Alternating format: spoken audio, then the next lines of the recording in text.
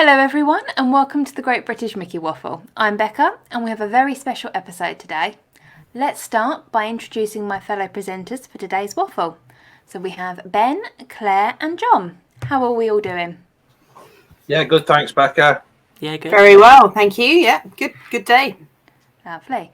Also joining us today, we have the brilliant Colin Kendall, Disney blogger, photographer and writer behind Guide for WDW and 1/3 of After Hours Let's Talk Disney on YouTube and Facebook. Brilliant might be a little generous, but happy to be here. Thank you guys for having me. I really appreciate it. I've seen your photography, trust me. You don't see the ones that get thrown away, though. I don't need to. So we're going to start the same way we start with all of our guests. A quick fire set of questions so that you and us can get to know Colin a little bit better. Uh-oh, here we go. So, I was warned about this. they're nice questions, don't worry. Our reputations usually go before. They always say it's going to be nice questions. It's not always nice questions. So question number 1, favourite park? Well, there's a caveat to that. If it's this coast, it's Epcot. If it's West Coast, it's Disneyland. I think that's fair, isn't it? Yeah, makes sense. Yeah. Question 2, ride that you hate. Oh, ride that I hate. Really, I don't really have one that I absolutely hate. Honestly, I'm still a little bitter about Frozen. Frozen Ever After. I loved Maelstrom. I was one of the holdout people that absolutely adored that attraction and always have been. I never got one of the shirts that they had that had the Maelstrom logo on it right when it was going away, so it's always been kind of a thorn in my side. But no, it used to be a favorite of mine and my family, and it's just kind of a family memory. But I love the new attraction, just kind of at the same time. I wish it was what it used to be. Did you ever find the hidden Mickeys in the big mural where you were waiting in the queue at Maelstrom? Yeah, because I never found them. Yeah, there's a few in there. It took me hours. Of course, you didn't used to have to wait for that attraction very often. No, that was one of the huge benefits. Sorry? That was another positive of Maelstrom as well, though, wasn't it? Exactly. Yeah. It's like you could walk on. At most, you waited 20 minutes until it got to the end, and then it was like an hour and a half because nobody wanted to see it leave. What's Frozen, like 90 minutes average? Oh, if not worse. Right now, it's probably a little. It's probably in that ballpark. Yeah. And I've heard some people that absolutely love the video, but I was not one of them. I have to confess, I never actually did that ride. Really? Yeah. I'm disappointed.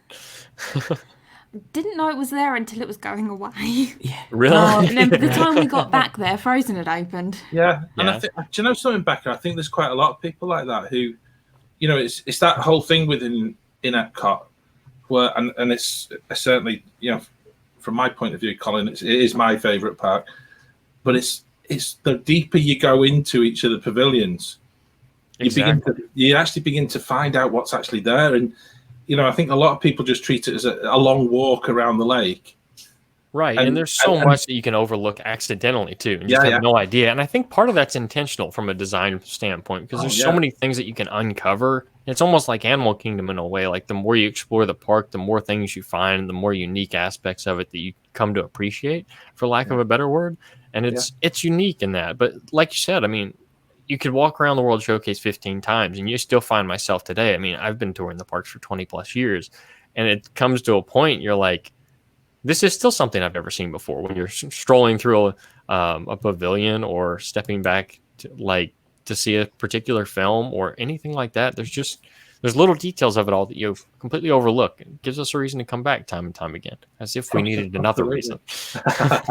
Yeah, absolutely. Okay. Question 3. What is your opinion on the most overrated snack? Overrated snack. Gosh. Probably the turkey leg. And I hate to say that because I used to be most people, it's like I'd always get one, but after you eat so many turkey legs, it's just kind of like, it's still a turkey leg. Like, at least Dole Whip, it's like you always crave it, but I've never really been a person that craves a turkey leg. Like, the smell's great. I'd miss it if the ambient smells went away, but I don't think I'd miss it if the item just went away. I can't remember the last time I bought one. So do you think if they just had a sort of turkey leg candle just around, or diffuser somewhere. Yeah, exactly. Pumping the smell.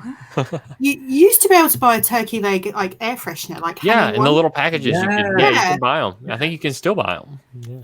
I don't know why you'd want your car to smell like that, but Make you hungry. exactly. Oh. I know I would be. It might be one of those things, when you get somebody comes into your car and they sit in the car and they say, "Whoa, what is that? It's all What right. has been in here? It's me. You leave your takeout in here from yesterday?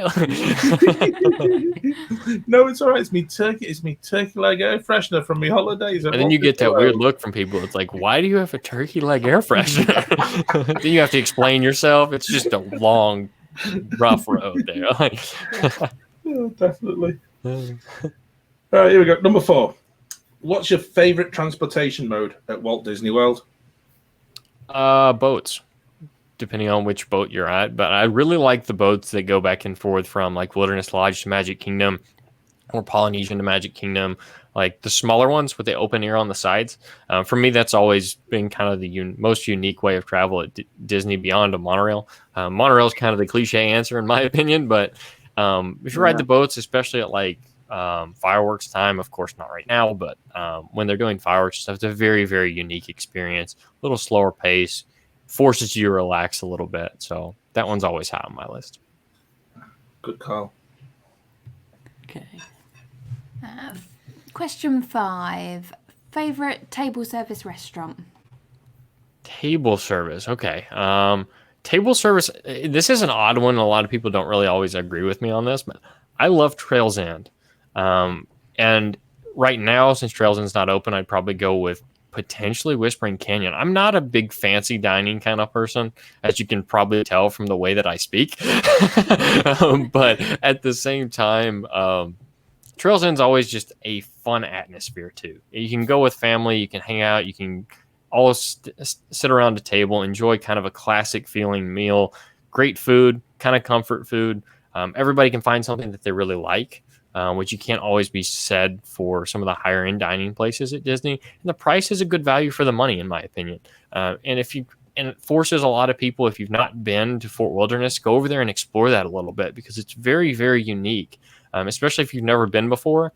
The shopping area over there and just the whole atmosphere of it's very welcoming, very homey, and it's just very relaxing in an odd way. And then you can just jump right back on a boat and head on back over to Magic Kingdom, or to watch the fireworks from the Contemporary, or even the dock at Wilderness Lodge. Yes, it's something completely different. We've done it a couple of times, haven't we? Yeah, the first time we got a bit lost. It's easy to do. It's easy to get lost over there. Yeah. Oh, you took the bus? Oh, I'm sorry. And then we walked. It stopped 17 times before it gets to the restaurant. No, we got off at the first bus stop. Oh, yeah. We had no idea where it was, and ended up walking all the way down. Oh, no. Oh, Yeah. that's quite a lot. That's a not haul. good. Yeah, we were very late for our reservation. Thankfully, they were not. I'm sure they get that a lot. Yeah. Unless you're coming from Magic Kingdom, I mean, there's no other good way to get there, because they take you to the first bus station, and you have to ride the internal bus in. It's tough.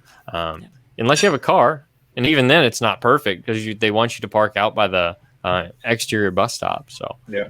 best routes from Magic Kingdom on the boat, in my opinion.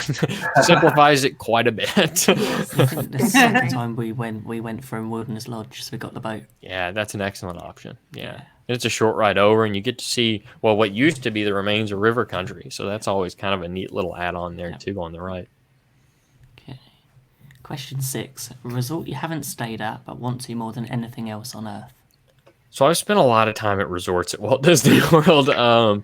So there are very few at this point that I've not stayed at, because I'm not local to the parks. I actually live about 12 hours away in Lexington, Kentucky. But I travel quite frequently, not only for work, because I work in that area quite a bit, but also for family reasons, and travel with family, because we've always been a big Disney family.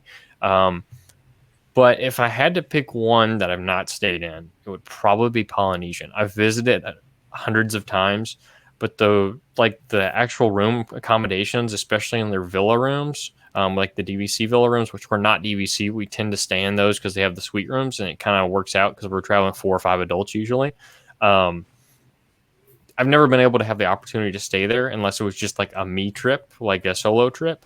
So it would probably be Polynesian because I've never taken the time to stay there. Or it's never really worked out so that it was a good fit for us.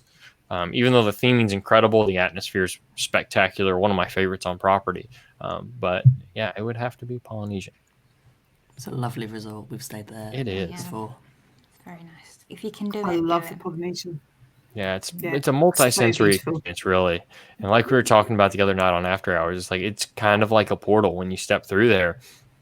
You get the smell, you get the atmosphere, you get the running water, you can see Magic Kingdom in the distance. It's one of the few resorts you can do that. It's just very, very multi-sensory. Question 7. Which is your favourite car park? Now, I'm sure the others probably warned you about this question. No, they didn't. I'm going to have a talk with them about that. Gosh, I don't know. I have no idea. So translation, obviously, parking lot. Yeah. Gosh. Are we talking resorts or are we talking theme parks? Any of the above? Yeah. Which one would you choose to leave your vehicle in? So I can't explain this one, but I'm going to say Beach Club. Oh, no, that's good. There's a good description there, but I can't tell you why. I know. Disney won't like me for that. Yeah. I think leave it unsaid. We all understand. So say if you know, you know. Like we'll just leave it at that.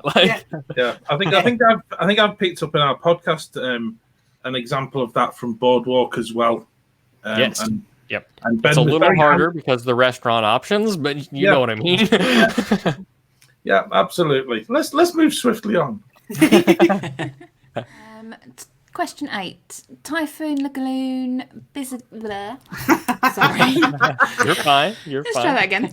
Typhoon Lagoon, Blizzard Beach, or Volcano Bay? So I am one of the odd ones. I will say Blizzard Beach. And part of it's nostalgia because it was the first water park of Disney's that I visited.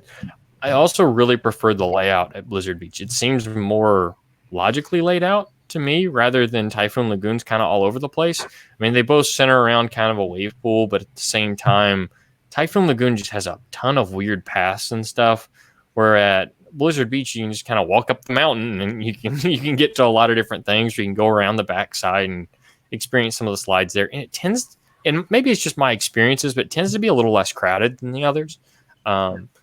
And the views from the top of Blizzard Beach are spectacular over towards Animal Kingdom. I have to go with that one.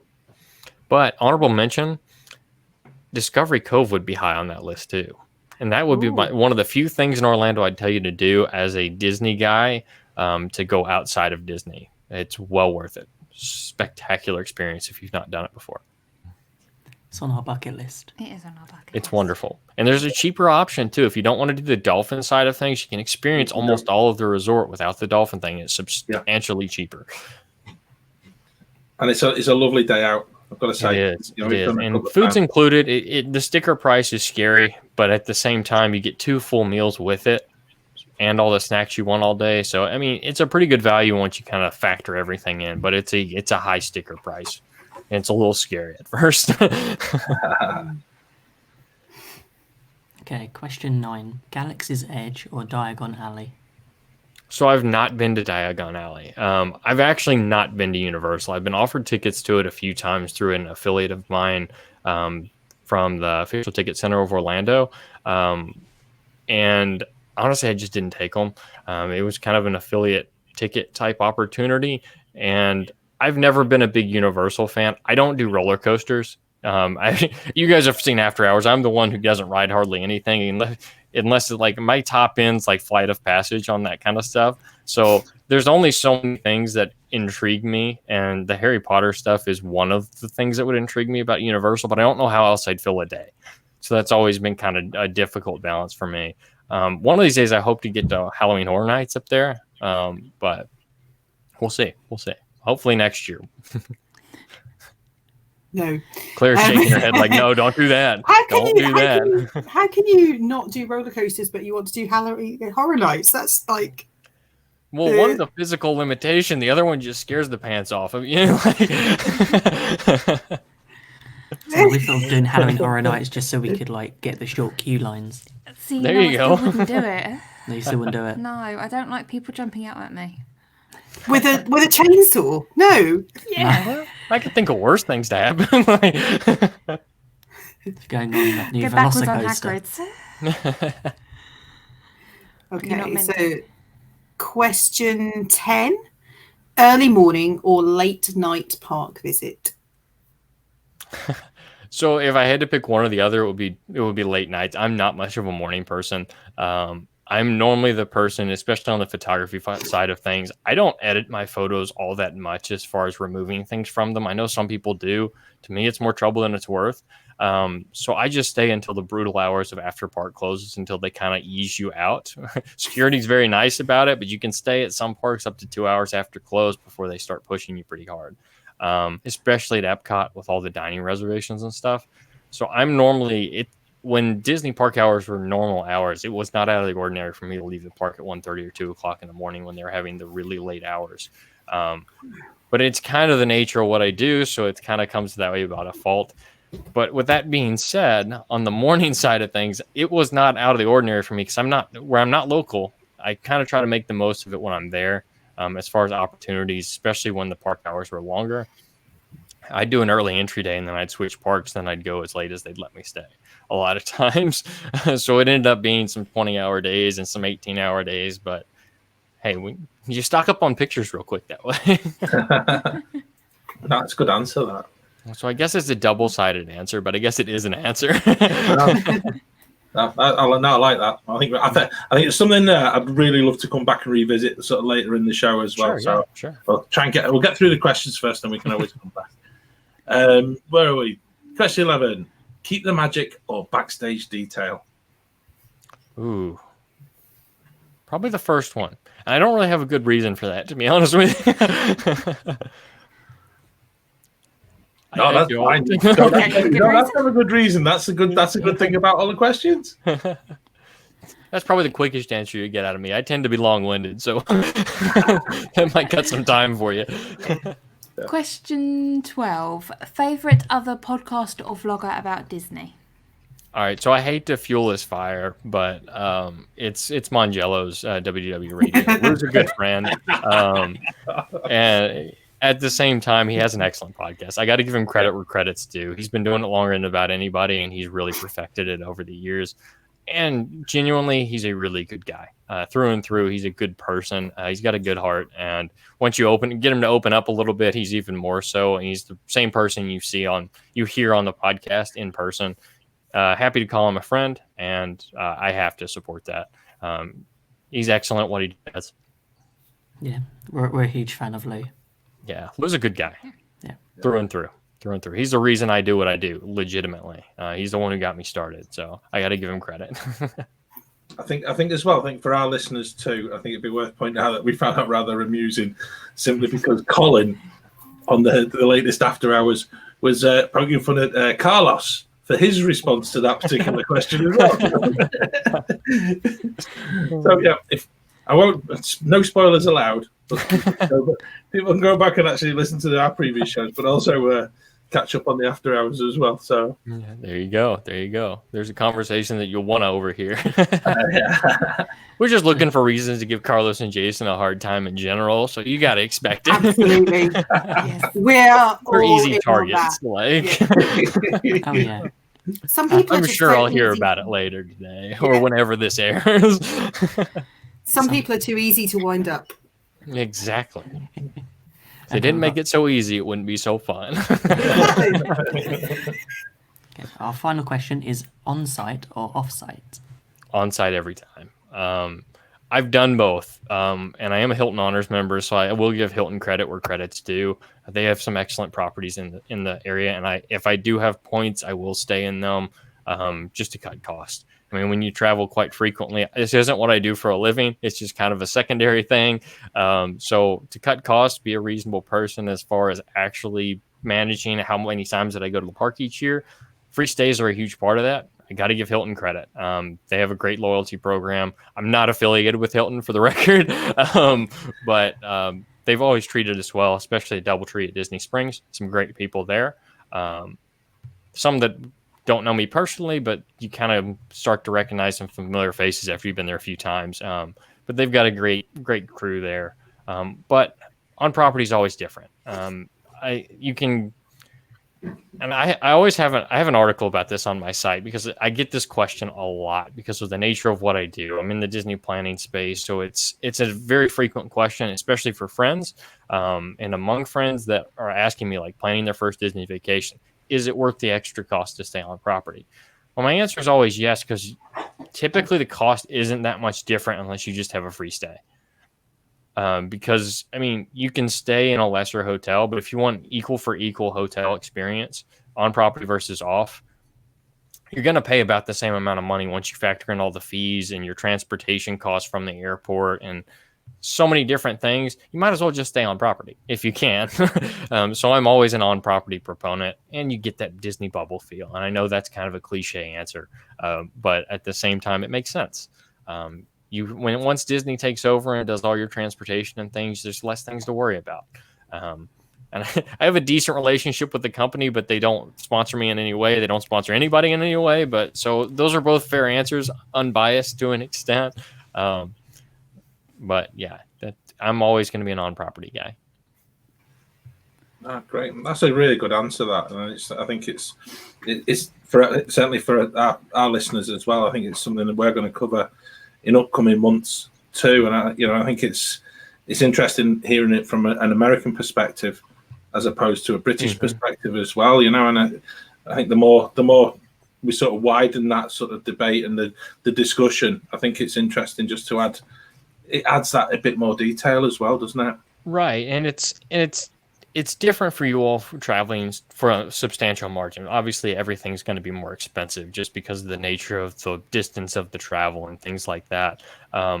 But this, in many ways, the same holds true as far as on property versus off, because I know it's a higher dollar amount sometimes, but once you're there, I know at least among this group, you're going to probably want to be on Disney property. I mean, if you have the option, I don't think there's going to be many people that are going to choose off by choice.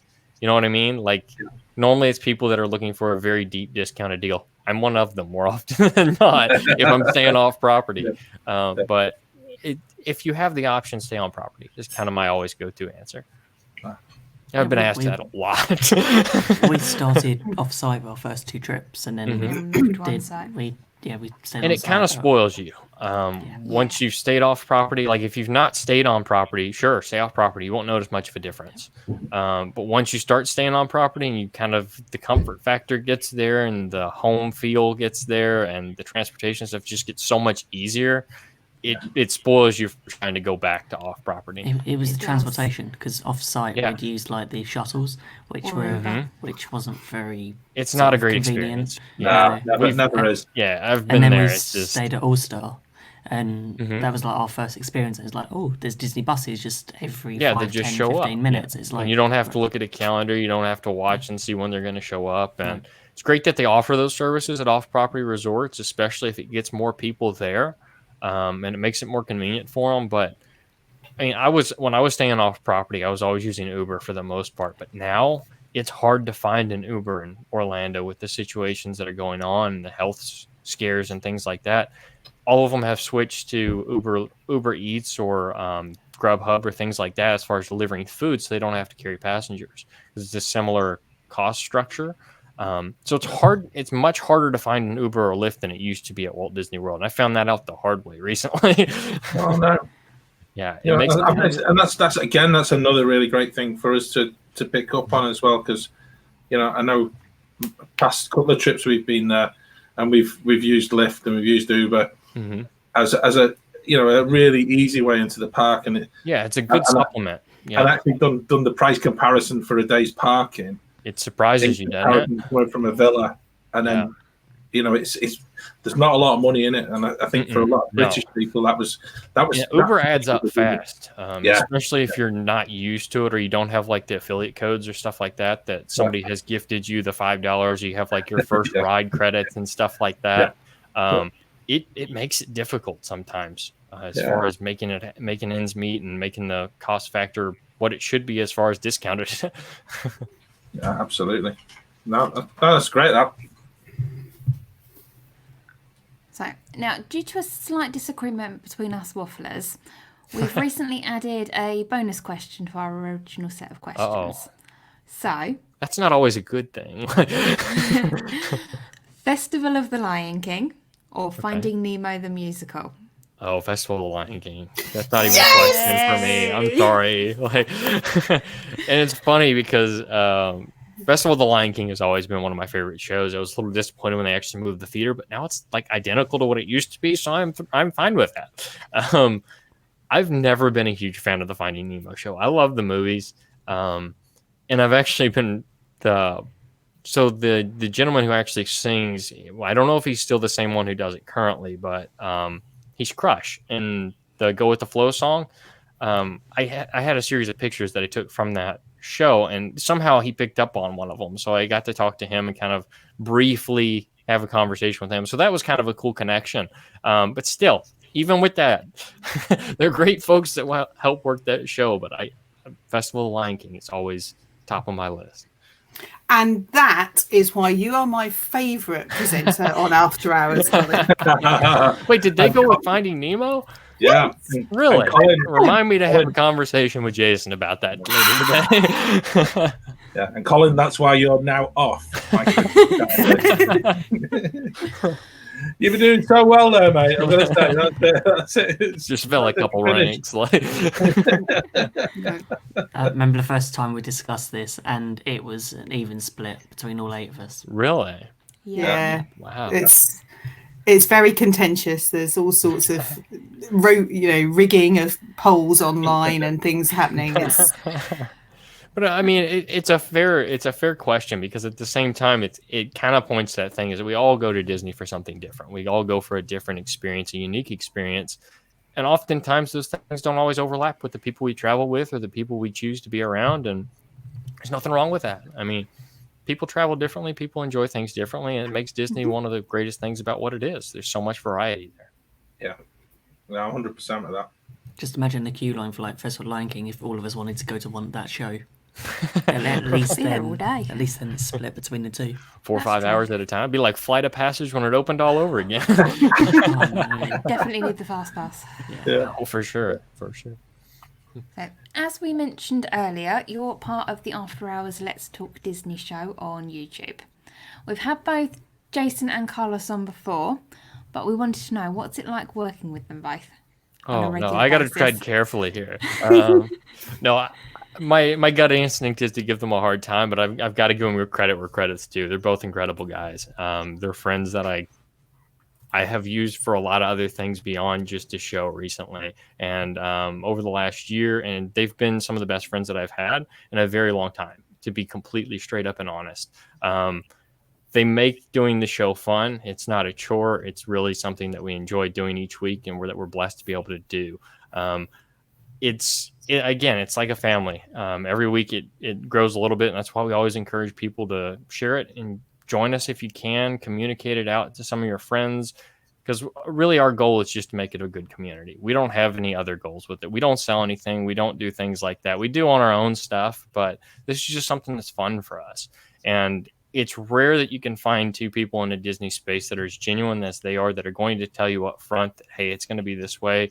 We're going to be friends about it. We're not going to try to compete with each other. We're just going to enjoy it. We're going to push each other to do better and to promote things that are important to us while also doing something as a group. And sometimes that gets lost in the Disney community and the creator space in a lot of ways. Not everybody shares that mentality of, if we work together, we can do better. There's a lot of competition. And it's kind of the nature of the beast, unfortunately. But with us, it's never been an issue. And it's really unique and something that I'm happy to be a part of because of that factor.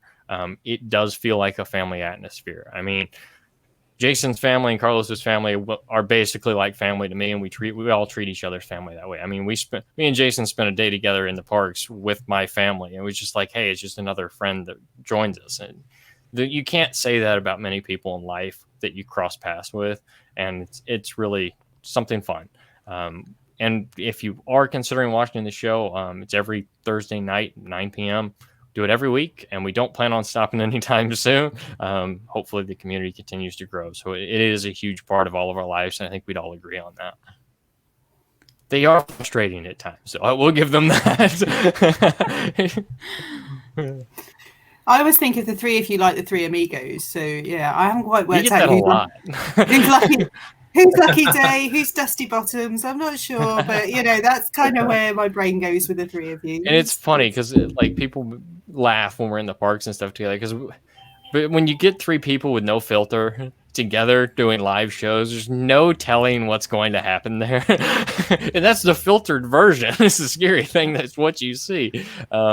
No, it's all clean, but at the same time, it's like there are things that we don't say that we would say to each other. But it makes it fun and it's enjoyable, and it's just something that we're always happy to be a part of. Yeah, it really shows coming through. Well, I'm glad it does, because sometimes we look back at it like, oh, we probably shouldn't have said that. Yeah, I think we've all been there. Yeah, absolutely. I think as well, and I think this is forgotten about when you're actually watching it, that you guys haven't really been together and known each other that long either, have you?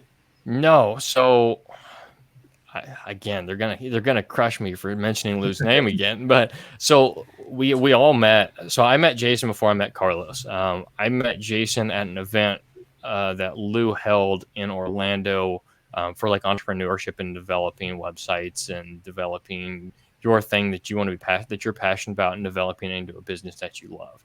That's kind of his other thing besides the WDW radio stuff. And he's very good at it because he's very encouraging and developing on that side of things. I met Jason there. I had no idea who he was before I stepped in the door that day. We kind of hit it off as friends. We had a mutual friend there, Lisa Donato Glassner of the Castle Run. Real sweet lady, one of my best friends in the Disney community. And she kind of introduced me and Jason because she had known Jason from, it was a weird like happenstance that they'd known each other like 15, 20 years ago, and they recrossed paths in the Disney space. And Jason was just getting started with Here with the Magic then. So we kind of hit it off because with the camera stuff, and then I actually ended up working for Jason's company like 3 days later, which was weird. So there's like a huge crossover between a lot of things there. Which works out great because at least I think it does. He may not think it does, but it's been a fun opportunity. Well, skip scene to the following fall. After I'd done a presentation at Lou's previous event, because it was part of the event, he put you on the spot. You had to do a presentation, and I had done a presentation on Pinterest because I do a lot of my marketing through Pinterest because of the blog traffic and that kind of stuff. So I did I was invited by Lou to speak at his Momentum event in the fall, which is more of a conference-oriented event rather than a retreat-oriented event with about 50 people signed up for it. And I met Carlos there after presenting. We were talking about a few things, and we kind of hit it off. I didn't know much about Carlos then, and then Jason got to know him really well, and they'd met up a couple times, and because Carlos is in Miami, so it's a short drive up to Orlando, and he's back and forth a lot. So he and Jason had gotten dinner. So skip scene a little further into the I guess it was late 2019. That sounds correct. Yeah. We all were going with Lou and Lisa, and a bunch of us were going out to social media marketing world in California and San Diego because we were going to be working out there because the group that we work with is based out of San Francisco. So we were going to be down out in California for that event, and then we're going to go up to San Francisco. So it kind of all worked out. Well, we decided we were going to go to Disneyland the week before because I'd never been until this year to Disneyland, California. So Carlos, I get a message from Jason one day. It's like, hey, Carlos is probably going to go with us if we're going to Disneyland ahead of time. How's that sound? I'm like, sounds good to me. More the merrier. He's a nice guy. But we really hit it off as a group that weekend, and we just had an absolute blast. And it was one of those deals where it was no drama. Yeah. And we've all been in the situation that's the opposite of that, where it's drama all weekend long. It was just fun, and we enjoyed it. And we kind of came to the table, and I had forgotten that I'd said this, but we got back from that trip, and I guess I sent a message to the guys as a group. It's like, we should do something because we have fun doing this. And maybe we should do a live stream or something like that. Jason still has the text message, which he kind of threw on me on one of our recorded live after hours shows a few weeks ago. And we just kind of were like, okay, that sounds like a fun idea, and we can promote what we want to promote, but nobody really owns it. So it's just kind of a group effort, and it makes it more fun that way. But that's kind of the long story made short. But it's after that, I mean, we've only been doing this since March or April, something like that. It may be even later than that. I think we're at 20-something shows and on After Hours. We've known each other, in passing, at least a year. It doesn't sound like that when actually. No, it doesn't. That's what we've been told by a lot of people. It's like, how long have you guys known each other? I don't know, maybe 12 months. Like, no, it sounds like sort of lifelong friends with that real shared. It's a real shared passion for Disney amongst all of you, and that's the kicker on it. With so much of these things, once you get really dive into the Disney space, I don't know what it's like in the UK, but at least when you're at certain events, you start crossing paths with people, and just kind of special events that Disney holds, not invited events, just Villains After Hours or stuff like that, where we all go to cover the content, and you just end up crossing paths with people, and you hit it off with them instantly because you immediately have a shared passion for something. And typically you go one of two directions in the Disney space. Either you're hard to be around or you're a wonderful person. So there's kind of a mixed bag, and you get both. But once you're aware of it, you can pick out the ones that, hey, they really do want to be a part of what you're doing, and they do appreciate what you're doing and respect it. So no, it's certainly from this side of the Atlantic. It's something that I think for us in these current times where we're not allowed to actually get across to the United States, is something that's giving us a great deal of solace and a great deal of sort of a yearning to actually get back into the parks and get back to America, get back to Florida. And I can only imagine how that is, because for me today, if I really felt like it, I'd get on a plane and fly to Orlando tonight. Which is weird. Because 6 months ago that wouldn't have happened. It's possible, but you would signal a lot of red flags if you did. Except for, the parks were closed, but when they were open, it's different. It's very different to travel even stateside right now. It's tough. But thankfully, I'm in a demographic where it's not as big of a concern, and I don't have any immediate family that lives near me that's going to be vastly affected by it, at least not on the broad end of the spectrum. So it's kind of a blessing there that I am still able to travel to an extent to be able to do what I do.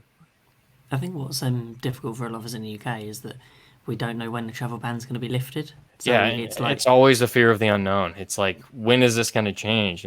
I can't imagine being in that position. Because we had our August trip postponed to November, which is now cancelled, and put to next year.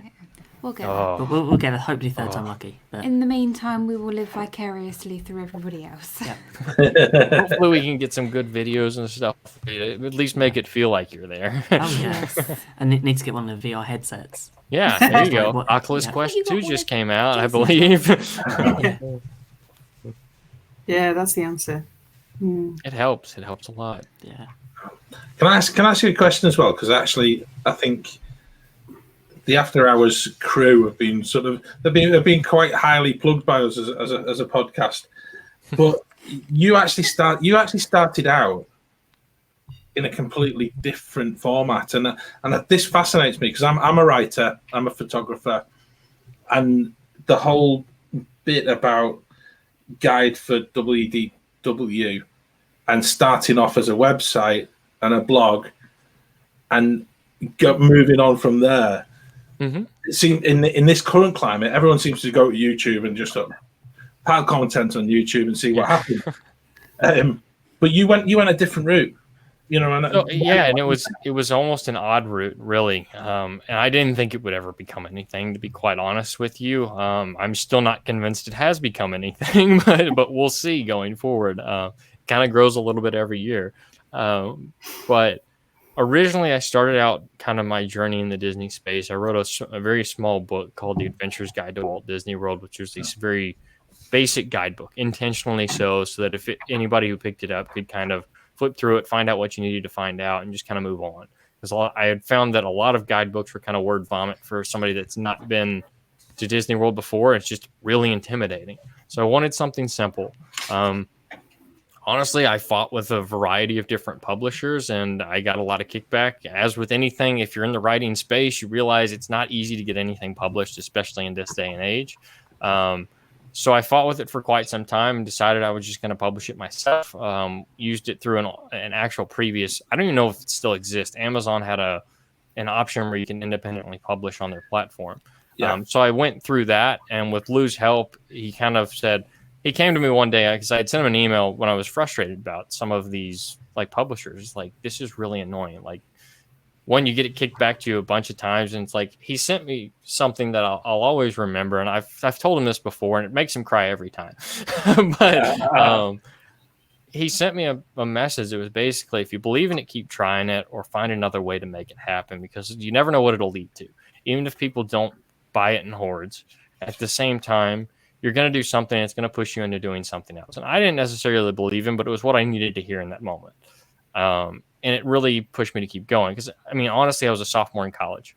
So I didn't have an idea of what I was going to do next or what I wanted to do next. So I was just like, I need to do something. Because I knew I wanted to do something that I enjoyed every day, and try to make it into something that I did every day as my actual job. And I'm not there yet. I don't know if I'll ever get there, but it's always a work in progress, and it's getting closer each day. But yeah, the book kind of transitioned into the website, and the website has actually had 2 iterations. The first was very simple. It was more of just a typical blog site. Now I've kind of further developed it in the last year and a half or so, into not only a store, but also a print shop where people can order photos. Unfortunately, not to the UK because my printer doesn't support it. I'm trying. So that's where I kind of got into the photography side of things. So I wanted a differentiating factor. I always really respected Tom Bricker and what he does with Disney Tourist Blog and how in-depth some of his articles were. So I made a transition from doing an article every single day to doing one about once or twice a week at most, but developing things in much greater depth than I used to. I used to do some news stuff. I used to do some just like one-off top 5 articles and stuff like that. Now I'm trying to push more in-depth content. The views aren't the same, but I think it helps people more. And at the end of the day, that's more important to me.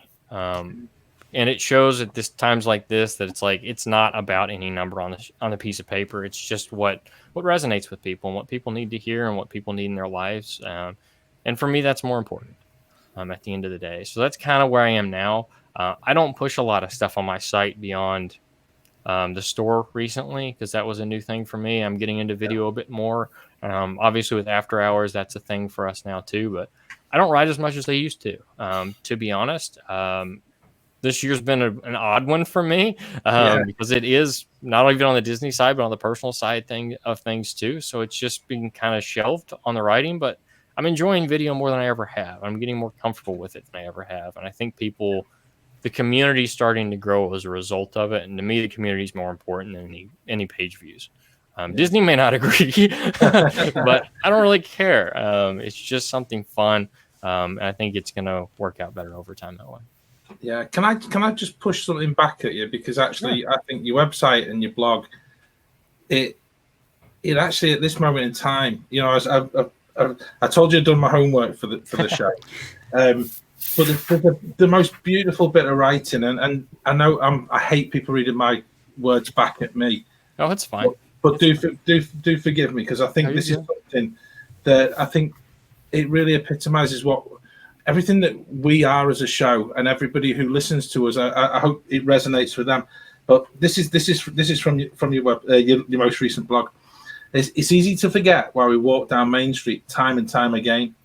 We step through the gates, scan our ticket, crowd around our friends and loved ones, and we step under the train station, because those are the moments that you never forget. It's not the place, it's not the attractions, it's not any particular show. It's all about the simple joy of standing, smiling, laughing, making jokes, and ultimately creating memories with those people we care about more than anything. And that, when you read it back, is just such a powerful statement. In these times, me, it's just like, really, that's really what heavy. It is. That's why we do it. That's why we do any of this. I mean, there's no other company like it, and there's no other experience quite like it. And kind of my thing is just to try to get people to realize that there's more to it than attractions. There's more to it than what you see at face value, and there's more to it than what Disney pushes in an advertisement. And for me, that's more important to convey. It's not going to be the things that are going to get clicks. It's not going to be the things that are going to be popular per se. I hate to use that word because it doesn't make sense necessarily. But the stuff that resonates with people and the people that you want to connect with are the things like that. And I'm not tooting my own horn at all. I honestly don't even remember that I wrote that, to be honest with you. It's just kind of how my old school brain works. And I've gotten into that more recently at the urging of some of my friends because they've heard me talk about this stuff, but I rarely wrote about it. And when I started writing about it, people seemed to resonate with them. And it seemed to be things that they missed about the parks today. And everybody always asks me about some of the other content that I have on my site that's not necessarily Disney, but it has a little bit of Disney base into it. And I just do it because oftentimes it's what people want to hear. It's what people need to hear. And if they realize it or not, especially if you're going to Disney for the first time, take a step back, enjoy it. Just enjoy the moments that you're there with the people you care the most about. That's what matters, at least to me. Some people may go for attractions, but I know at least probably within this group, many of us are going back for the memories that we've created with people that we care about. Yeah. And so often that gets overlooked or at least pushed to the back burner while you're jumping from attraction to attraction to attraction. Slow down, enjoy it, just appreciate the moments. It makes a huge difference, at least in my opinion. But what do I know? I have to admit, we were lucky enough to go to DLP a few months ago, and just walking back into the Disney space. It hits you. It really does. It really does. We walked into studios, which is probably a quarter of a park at the minute with so much construction and everything. And just you hear the music, and it's just, we burst into tears, just that we felt like we were back home. Yeah, and it's a transformative experience. And it's one of the hardest things that I've dealt with in the Disney space is trying to convey that to someone. Especially because I have a lot of first-time people that view my site, especially the Pinterest audience. A lot of it's mothers and fathers planning trips for their kids. And if they've not been before, it's so hard to wrap your mind around. But once you get it, you get it. And immediately you have a connection with somebody that understands. And you kind of never forget it once you kind of have that I get it moment. I've said I get it a lot in the last few sentences there, but it makes sense. I mean, I can talk about that with you all because you get it and you understand. And it's a feeling more than it is an experience. I think that's probably the best way I can put it. I think you're right, and that's one of the things that people, when you have that eye roll from other people who say, "Oh, you're going on holiday again to," you go, "I would go to Disney again." "Oh, right, don't you want to go somewhere else?" Yeah. No, I don't, because I want to feel like that. I've heard that. Yeah. Yeah. I don't, because I don't feel like that anywhere else. Yeah. So, exactly. And you can't always articulate that. Certainly not as eloquently as you do. So it's really hard. Well, thank you. I don't know if I agree, but I try sometimes. But it's an amazing feeling when you get somebody that's done that to you your whole life, and then they go for the first time, and they come back. It's like, oh, I get it now. I get it. Or it's even better if you can see it. If you happen to be able to go with them to the parks and you have that moment where they've got their kid with them, or they've got their best friend with them, or they've got a family member with them, and they're staring up at the fireworks while Happily Ever After goes off, and you can see it in their face immediately when it happens. And it's one of the things you don't forget when you see that in somebody else, because you realize they just figured it out. They realize why we do what we do, and so often it's easily to overlook, but it's why so many of us go back, and that's why people look at me like I'm crazy for going back during all of this. It's like it feels like home to me. I can't. I mean, some people I play golf. Some people that show up on the golf course, like that's how it feels for them when they show up there. It's their escape, and I think that's important that everybody has that. And it's hard to explain, but once you get it, you get it. Yeah, John, I'm feeling a golfing trip coming on. Hey, I'm game. You need that excuse. You play golf better than me. Probably not. Not likely. Not likely. I turn up at a golf course, and I'm quite glad that you get to the 18th, and it's just like, get a calculator out to try and guess what your score is. Is it under 100? Is it under 100? Yeah. Yeah, that sounds like my golfing abilities. That's funny though, because we're trying to get Carlos and Jason to do We're trying to do something for after hours to do kind of a golfing video. 'Cause neither one of them have stepped on the golf course, I don't think. Carlos might have been once. He's played golf before. Jason doesn't play, but he's always wanted to see the Disney courses. I've played one of them once. It's just a spectacular experience. Yeah. But yeah. You've got to make them dress properly as well, you know. Oh yeah, Disney won't let you play if you don't. It's got to be. I you know what? I'll dress up and watch it dressed up. There you go. I like it. Maybe Jason could do it for a lunch break. Yeah, we just need to stream the whole day. I think it'd be hilarious. You'd laugh at my golf swing a lot, probably, but I think that'd be brilliant. Not a golf expert, so I wouldn't know if you were doing it wrong or not. You'd be fine. That's a good thing about golf. Very few people are actually good at it. So. Yeah, absolutely. Yeah. Go on, who's going next, guy? I'm just aware I keep asking you questions. I don't care. I'm going to go for this one. I need to shut up and let other people ask questions. That's all right, John.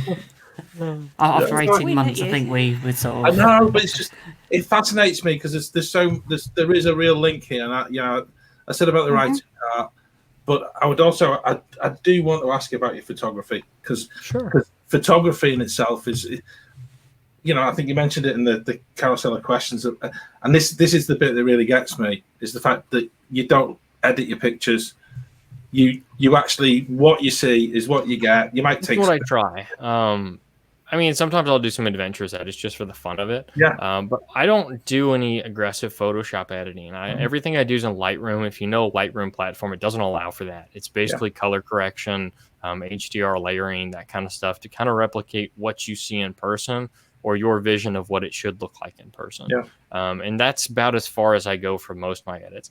Every once in a while, you'll see me like add a space background or something like that to like a Space Mountain shot or a Tomorrowland or something like that, just to give it a little something extra and kind of get it shared a little bit more. I mean, all of us are notorious for doing some of that kind of stuff just to kind of get it out there a little bit sometimes and set yourself apart a little bit. But no, for photography for me started, I think it's been a couple of years now, maybe 3 years, 3 years, something like that. And I started very basic intentionally. It was just a very basic Nikon DSLR. I didn't know if I'd be any good at it. I didn't know if I'd enjoy it. And I just wanted to try it. I ended up falling in love with it. Really enjoy it, probably more than anything I do right now. And I switched over to Sony, and it's been kind of history since then. I switched to Sony last year, and it's opened up a lot of doors for me from video. It's actually the camera that this is recorded on too. But so often for photography, for me, it's a way to set the scene and show people that, again, going back to the same thing that I've talked about here a couple times, it's developing that experience. And oftentimes people ask me, how do you get parks photos that are completely empty? Well, stick around and you'll feel something that you've never experienced at Walt Disney World. Yeah. Hang around after park close. It's a different feeling. And it's an experience that most people don't have. And after I kind of got it, really what sold me on it is I spent an evening at Magic Kingdom. And the park had closed at like 10 o'clock. It wasn't a super late one. And I stayed until about midnight, roughly, because it was a really slow closing night. I don't know what the deal was, but they weren't pushing you out very quick. And Magic Kingdom tends to do that sometimes. But when you stand on the train station, there's only a few people left in the park. It kind of captures you on the photography side of things. Because if you're shooting it with the phone or something like that, it's fine. But when you're doing long exposures or you're doing tripod work with DSLR or a mirrorless camera, and you can actually capture the moment in a different way. For me, it kind of stuck out, and it felt like something that was more authentic than what I could capture with an iPhone or something that wouldn't really capture the imagination as much. Yeah. I've always been kind of an artistic person by nature, but I was never a big and good at like drawing and stuff like that. So I guess this is kind of my creative outlook. Because I'm a little too OCD to draw for the most part. So I just try to do this, and it makes something that's fun for me. I don't dump a ton of money into it like some people do. I typically go through the parks with a very basic setup. Basics relative, though. A lot of people ask me this question, so I will admit this. I do use a Sony a7 III and typically the Tamron lens lineup. At the moment, I'm only using one lens, Tamron 28-75. 28. A lot of people don't believe me on that, but I promise you that's the only one I have in my bag. And you can ask Jason and Carlos because they will back me up on that because they've seen me do it in Disneyland. But I've gone much simpler than I used to. I'm also the crazy person with the tripod in the bag most of the time when I'm in the parks. So if you see some guy that looks like a turtle with a backpack with a tripod sticking out, it's probably me. Me or one of my friends in Orlando, it's likely. But no, it's a creative outlook more than anything, and I think it helps set the scene for people. That's fab, because I think as well, and I think this is something that I always search for the perfect picture. I haven't got. I'll never find it. No, I've never got the perfect camera to take the perfect picture, but I just love taking photographs. It's fun, and it gets addictive too. Yeah. But the thing is, I won't ever edit them. I won't play with. That's just what what I saw on the night, and that to me is something that lives in the mind forever. And again, it's capturing those memories, isn't it? Yeah, about the most aggressive that I'll go on edits, and I say I don't edit things that aggressively. Some people may disagree with that. They do shoot everything in RAW file format, so it's very basic when it comes out of the camera. But your theoretical goal with RAW photos is bring them back to what they were when you saw them. If for those that don't know, it's a very bland image when it comes out of the camera, intentionally so compared to JPEG because there's no color correction inside the body. It lets you do that yourself. So I throw it in Lightroom and play with it. So I don't know if that counts as aggressive editing or not, but my goal is not to be over the top. I might overexpose some things intentionally just to add some dimension to photos, but for me, it's about recreating the experience. Like you said, it's just fun at the end of the day, and it's resharing a moment that's maybe somebody sitting next to you's never gotten to experience that you can share with them for the first time. I think it's one of the photos of your illuminations that I'm really impressed with. Because we never really, yeah. Is that the one from the Japan Pavilion? It is, yeah. Oh, okay. Jason was actually with me that night, and he's proud of that. He was standing next to me that night. And if you guys watched the show After Hours, Sarah and Jeremy Goff, we met up with them literally seconds after that photo was taken. So it was a fun fact on that one. It is one of the last showings of Illuminations. That's not just a publicity stunt on my part. It was one of the last couple nights. So it was a little bit neat, a little bit different. Yeah. Yeah. Oh, thanks for that. Oh, sure. Yeah, sure. Okay. After all the discussion from Carlos's guests for dinner. Oh, no. We thought we'd offer you the chance to share your list. Yeah, so they're going to play it back probably next week's After Hours. So here's the full question. So imagine you're hosting a dinner party. You have one guest of honor already assigned, which is Walt Disney. Mm-hmm. You can invite 5 others to the meal to enjoy. Those guests can be any character within parks, films, so any Disney World, so MCU, Star Wars, Pixar, any cast member or Disney personnel employee, dead or alive. So who is on your list? So I'm going to get in trouble if I don't say Carlos and Jason first. I'm not going to put a caveat there because that's not on the list of options. So I will backtrack on that. But as far as what people that I'd love to meet in the Disney community, I'm not putting Bob Chapek on that list. I have mixed feelings about him, to be completely honest with you. It's a short list for me, realistically. A lot of it would be friends. Another part of it would be Richard Sherman. I've always wanted to meet him. He's always been kind of one of my go-to folks that I would love to meet and just have a conversation with because of the way he tells stories. Tom Nappy would probably be there. I apologize if I butchered his name, but if you don't know that story, he worked on at Disneyland as one of the first day cast members. He actually was selling newspapers at 13 or 14 years old when Walt Disney gave him a job. He worked with the company for, I believe, 40 plus years after that and ended at Walt Disney World. And he's one of the members of, I believe it's called Club 55, that were like very early day and potentially day one employees at Disneyland. Obviously, there are some that have recently passed as well. I know so many of like the Disney legends that I'd love to meet. Bob Gurr's still around, thankfully. He seems like such a class act of a human being. He'd have to be on that list. I don't even know what number I'm at now. That maybe, is that 4? 3? But so it's weird. At one point, I would have said John Lasseter. I know his image has been kind of tainted to an extent, but he's still a kid at heart, in my opinion, and he still seems like a genuine guy. So John Lasseter would probably be on that list. And honestly, I don't know who the fifth one would be. Possibly one of the Cockerels, Dan, or I forget his son's name. Lee. I just completely blanked out. Yeah, his dad's name. There you go, Yeah. Lee Cockerel. They're good people, and they have a good Disney backstory. And so it'd probably be something in that along those lines. It would probably, if I really had some time to think about it, it would probably develop more than that. But that's probably what I'd go with. I had Lee Cockerell on my list. He was at my dinner table. Yeah. Okay. I'm going to add one to that list. I don't know if he still counts as a Disney employee, but he was at one point, and it would be Duncan Wardle. I don't know if you guys know about Duncan Wardle, VP of Creativity for Walt Disney Company for quite some time. I've been able to see him present in person on his innovation and creativity speech at Social Media Marketing World, and he is a very, very class-act human being and an incredible person. Some of the stuff he got to do at Disney, I'd love to learn from.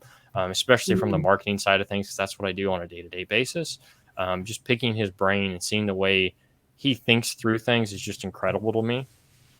But he's a very, very genuine person as well. So that's probably what I'd have to go with. I'm probably going to catch crap for that from Jason and Carlos for some reason or another. That's not the right list because it's not their list. I think it's Jason the option for serving the food. Well, do you know what? I was going to say maybe Carlos could serve and Jason could clear. There you go. I need to probably throw that on Carlos. Yeah. I think you might have just demoted Jason, Claire. I don't know. Jason wasn't thrilled that he had to serve everybody. No. Or was he still picking up the tab? Yeah, he's doing the washing up. If Jason's going, he usually is picking up the tab. I give him a hard time about it. He never lets anybody pay. I'm very surprised when we spoke to Carlos that Jessica Rabbit was not on his list. I am shocked too. You and me too. Me and you both, buddy. I mean, I remember when Claire told me the question like the day before recording, and it was like, it's going to be on there. Yeah, it's going to be on there. It's got to be. It's got to be either that or Tinkerbell, but don't get him started on those two. Oh dear. I mean, your list sounds like a properly intellectual dinner party. It sounds like we'd all learn something. Yeah. This is not just a frivolous, quick dinner out. This is not missing up the opportunity to learn and to get some useful information. I loved your list. Yeah, and if I could go back and like bring people back, it'd probably be like Jim Henson and some folks like that. That would just be really unique to see the creative minds at work for me. And that's kind of how it all is. By nature, I love to hear about creativity. I don't know why, but something about it kind of resonates with me. I have to admit, Joe Roddy was on my list. Oh, that's a good one.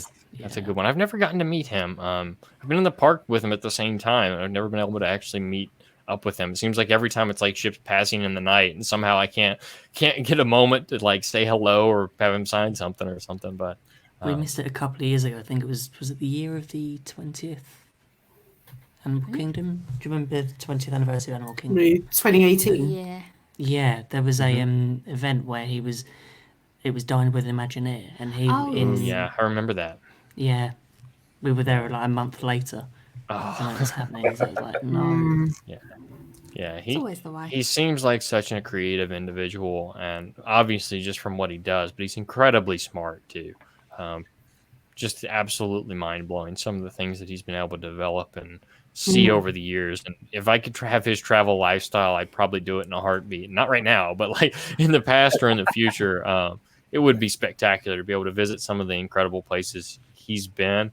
And from a photography perspective, do you imagine just the level of places he's been? I can't even begin to wonder about it. It'd be like a National Geographic episode every time you travel. Like, that'd be an interesting Disney Plus thing to put on there. There you go. Yeah. Disney, if you want to.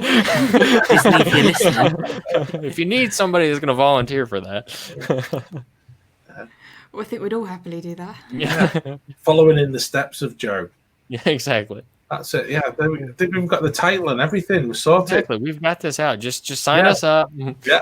It'll be a horde following Joe Roddy. Is all it would be. Just a mass gathering everywhere you went. Happens anyway, I think. We didn't even tag him into it. We could just go. They could just pay for us to go around the world and take photographs of the places he's previously been. It's true. He doesn't even have to be there. He can just imagineer the future, and we'll just look in the past and take pictures of it. Exactly. Yeah. I don't even want to keep the pictures, Disney. You can have them. Just let me go. Do you have a particular place in Walt Disney World that's your favourite to photograph? Oh, so I have kind of a blanket answer for this, and it's probably going to be at Crescent Lake, Boardwalk Yacht Club, Beach Club, Swan and Dolphin, and the Epcot corner on that back side. Just because there are so many unique photo opportunities there. You can visit it hundreds of different times and always come away with something different or something that you've never tried before. Another one for me is probably Wilderness Lodge. I mean, I've been through that resort hundreds of times, and it's just every time you find something new, you find a tucked away spot, you find something unique, you find something that you want to take a photo of, or you show up at a different time of day. You have a sunset, you have a sunrise, you have so many options, and both of those locations are that way. World Showcase is another one. There's so many perspectives, especially when they're doing fireworks shows. I mean, you can shoot the same fireworks show from 7 different places and get 7 different results by a drastic margin, especially with all the countries. But I know it's a 3-part answer, but I think it answers the question. Right. That's right. Is there anywhere that you've gone that you thought you would go and take some amazing photographs, and then that hasn't quite worked out? That you've been disappointed by the ability to get the shots that you want? So there are some select locations in the park that it's near impossible, which has always been kind of an issue for me. One of them I've gotten better at, but it's still incredibly difficult, is Peter Pan's Flight. Because of the lighting in that building, it's incredibly difficult for photography. It's kind of a hidden challenge among photographers in the Disney space, including Disney's own photographers, because unless the ride's stationary for a certain amount of time, you don't have enough light to expose the scene properly. And you're fighting really high ISO values, which gets difficult very quickly to get any kind of resemblance of a sharp image. There are others, like for me, one of the coveted photos I'd like to have, and I'm running out of time to get, is the top of Splash Mountain coming down the hill. Previously, I didn't have a water-sealed camera, so it was always very, very difficult not to ruin a camera in the process. Thankfully, the Sony is sealed, but you still have to have a sealed lens on top of that. And to get a lens that's wide enough and sealed, it's very, very expensive unless you rent one. So that's kind of a coveted shot. But as far as locations go, one place I thought I'd get better photos, and I actually struggled with it immensely, was a Walt Disney Family Museum in San Francisco. Sorry, it's in a spectacular space, but it's very difficult to photograph because of the layout of the land, especially outside the building, because it sits just below the Golden Gate Bridge. Well, it's just far enough away that it's hard to get both the building and the Golden Gate Bridge in the same photos and to convey the scene in a proper way. Somebody's probably done it much better than I have, but I did struggle with that. And inside, the lighting's kind of unique in that obviously you're not going to use flash in a situation like that for obvious reasons. I don't use flash at all because I think it's disruptive. But it is really difficult. So some of the lighting scenes, they've got low light in certain areas because I believe some of the documents are starting to fade and other things like that. And you don't want to disrupt the experience for people either, because it is kind of a place where people go through at their own pace. It is technically a museum. So like when I did a video of the diorama in there of the parks, I felt weird doing that. And we were one of the only people in there. But it's difficult because the way it's all laid out. It's a spectacular experience, but it's near impossible to convey to somebody without being there. And I think that's something the museum themselves probably struggles with, trying to portray to people what it's like to get people to come to San Francisco to visit it. There's many reasons to go to San Francisco, but where it's not next to a Disney park, it's really difficult. Interestingly, we're going next summer, so that's our plan. It's a spectacular experience, but notice it when you pull up, though. It's very, very difficult to photograph. Very difficult to set the stage. Only person I've seen do it well was Jason with his 360 video, because he's got one from the Presidio area. But you can look anywhere then. So it's kind of, you don't have to set the scene as much. You just kind of set up and you have good things in range and it works out better. But for me, it's very, very difficult. Some people may not find it near as challenging, but I struggled with it. Yeah, I'm looking forward to going. I'm looking forward to. We're going to stay at Presidio and spend a couple of days and make sure to walk through Lucasfilm. Just don't get caught. Okay. Don't try to go into the buildings. Just kind of wander around. They don't care, but don't try to go in. Is that from experience? You're saying? No, thankfully. It might have been for Jason though. But no, it's a spectacular area. You'll love it. You'll absolutely love it. I can't wait. And then Disneyland straight afterwards. So yeah, go back. I've been to Disneyland once when I was a teenager. So the rest of my family haven't been. So it's a case of going and experiencing DCA because I haven't.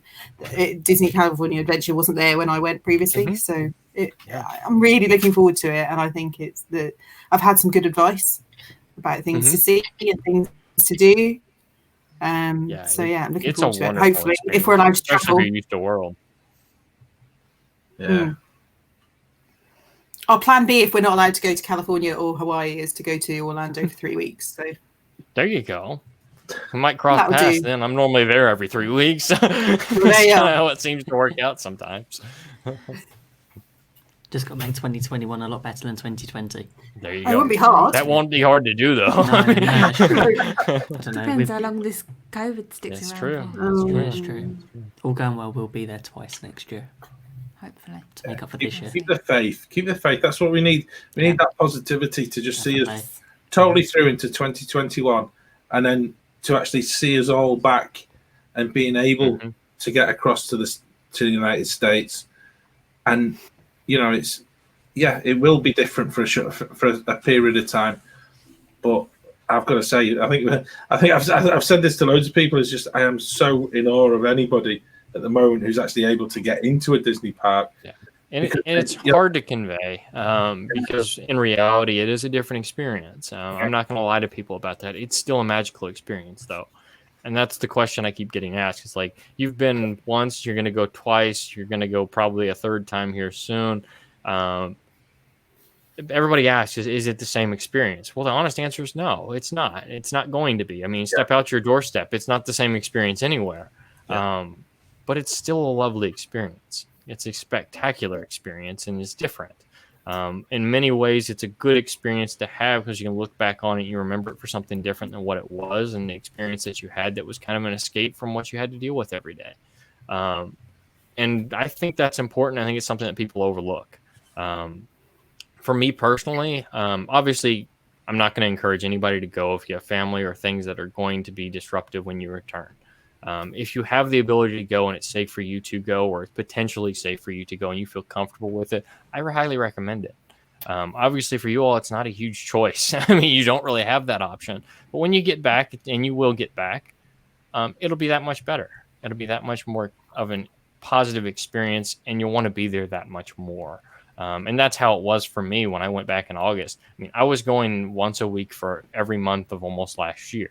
And you go 6 months without it, you appreciate it a lot more. Even if you do have to wear a mask in 90-degree heat, it's still pleasant and it's still spectacular. And I don't foresee that changing for Disney in the future. They're not going to allow it to get to such an unfortunate experience that people no longer enjoy it. But I think it's important to note and important to share that it is a good experience still. Yeah. I think that's why they've extended the sort of park reservation system to 2022. Yeah, honestly, I hate to spread any kind of rumor, but I don't see that going away. Disney's been able to do it, and now they're going to require it because it allows them to see crowds better. It's a benefit. It's a huge benefit to them in the long run. Yeah. They've been saying the past few years that they want to be able to manage the crowds better. Exactly. And now they have the ultimate excuse to keep it around. And people will get used to it and they'll forget about it, and then it'll never go away again. Unfortunately. I think the availability will go up drastically, which will be much similar to what the old experience was. But yeah, I don't foresee the reservations going away, sadly. So I've got another question for you, Colin. Earlier on, you mentioned your love for Maelstrom, and slight irritation, perhaps, with Frozen intruding into Norway.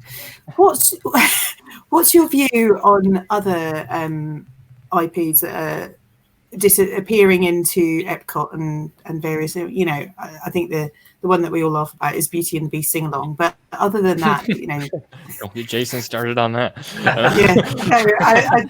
But in terms of things like Coco in Mexico, what do you think about the introduction of things that were not traditionally there? So at first, I was one of the people that did not like it. I actually was kind of dead set against it for a very long time, and I was pretty vocal about being dead set against it, because to me, that's not the Epcot experience. That's not what it was designed for. That's not what it was supposed to be. That's not how it was. But I am starting to shift, and I'll tell you why. It's a generational thing, and that's an odd way to say that, but if you think about it, there's a generation of folks that are coming into these parks each day that if they don't have a connection with the park, they're not going to go to the park. They're going to go to Magic Kingdom. They're going to go to Hollywood Studios because you've got Star Wars. You've got the latest and greatest movies. You've got things that kids are going to relate to. For Disney, that makes sense. If you want to put it in Epcot, as long as it's done tastefully, I don't care anymore, really, because what I've seen them do is retain a bit of culture with the experience and a storytelling atmosphere that has exceeded my expectations. And as I've always said, I do try to trust Imagineering the best I can. They've never gone really off the rails and done something that I've been really upset about. I mean, Pandora was a little odd, but see, they made it work. And I can kind of fall into a similar line of thought with this. It could be great. It opens up a lot of door for opportunities for new attractions, new technologies, and new things like that. Will it be authentic to the original Epcot experience? No, not in my opinion. But at the same time, we got to learn. We got to do new things. We got to try new things. And if it keeps guests coming and it keeps that park doing really, really well and developing and innovating as a park, I'm all for it. Because let's be honest, Epcot was getting dated. And certain aspects of it needed change, even if we all hate that at heart, because we're all nostalgics. But change happens. It's hard for many of us to deal with it, but it happens. And it's important that it kind of gets recognized over time. It's odd, isn't it? It's that juxtaposition of I want it to be as it was, right, but then recognize that actually, you know, 1990s Epcot is not all that. And whilst in my mind, it's this wonderful place.